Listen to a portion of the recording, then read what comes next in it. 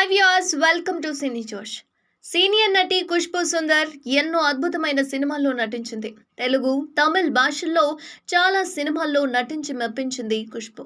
కేవలం నటిగానే కాదు, రాజకీయ నాయకురాలు ఖుష్బూ సుందర్కు మంచి పాపులారిటీ తెచ్చుకుంది. అయితే అటు సినిమా, ఇటు రాజకీయ రంగాల్లోనూ సత్తా చాటారు ఖుష్బూ.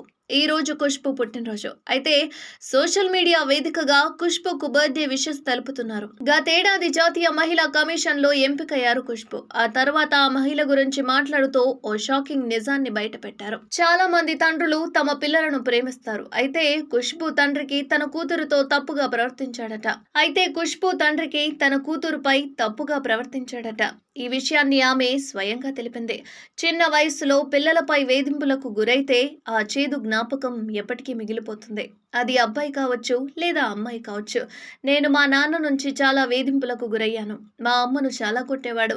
అతని పని తన భార్య పిల్లలను కొట్టడం, అలాగే ఆయన కుమార్తెను లైంగికంగా వేధించడం. అది తన జన్మ హక్కుగా భావించాడు అని ఖుష్బూ సుందర్ అన్నారు. అయితే ఖుష్బూ సుందర్ని ఆమె తండ్రి లైంగికంగా వేధించాడట.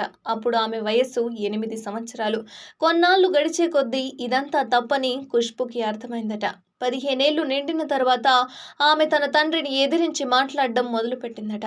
అప్పుడు ఖుష్బూ చాలా కష్టమైన పరిస్థితులను ఎదుర్కొందట.